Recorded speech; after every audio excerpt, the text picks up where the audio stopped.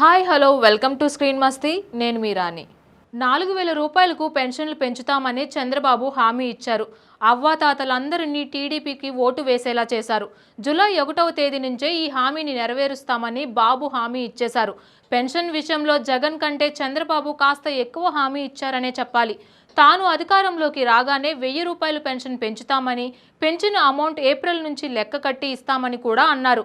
ఆ లెక్కను చూసుకుంటే జూలైలో వృద్ధులు, ఒంటరి మహిళలకు రావాల్సిన 4,000 వస్తాయి. అలాగే ఏప్రిల్, మే, జూన్ నెలకు సంబంధించి పెరిగిన 1,000 కలిపి 3,000 కూడా వస్తాయి. అంటే 7,000 రూపాయలు ప్రభుత్వం అందజేస్తుంది. జూలై 1న ఒక్కొక్కరికి 7,000 పెన్షన్ అందుతుందని చాలా మంది ఎదురు చూస్తున్నారు. వాటితో అప్పులు తీర్చుకోవడం లేదా వైద్య ఖర్చులకు ఉపయోగించడం చేయాలని కూడా చూస్తున్నారు. అయితే ఆ మొత్తం అమౌంట్ను లబ్ధిదారుల బ్యాంక్ ఖాతాలో డిపాజిట్ చేయాలంటే ఇంకొక 20 రోజుల సమయం ఉంది. ఇక ఆగస్టు మంత్ నుంచి హామీ ఇచ్చిన ప్రకారం ప్రతి నెల 4,000 రూపాయల పెన్షన్ లభిస్తుంది. కానీ చంద్రబాబుకు ఇక్కడ ఒక సవాలు ఎదురవుతుందనే చెప్పాలి.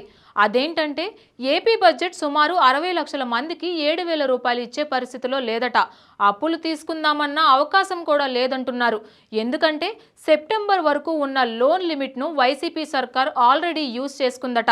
ఇలాంటి క్లిష్ట పరిస్థితుల్లో చంద్రబాబు చిక్కునున్నారని అంటున్నారు. భారీ మెజారిటీతో గెలుపొంది ఇచ్చిన కీలకమైన హామీని నెరవేర్చకపోతే చంద్రబాబుకు చాలా చెడ్డ పేరు వస్తుంది.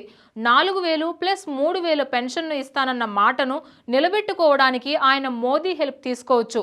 ఒకవేళ భారంగా అనిపిస్తే 4,000 రూపాయలు జూలై 1న జమ చేసి మిగిలిన 3,000ను విడతల వారీగా క్రెడిట్ చేయాలనే ఆలోచన చేయవచ్చు. ఏది ఏమైనా ఈ హామీ విషయంలో చంద్రబాబు మాట నిలబెట్టుకోవాల్సిందే. For more updates please subscribe to screen Masti.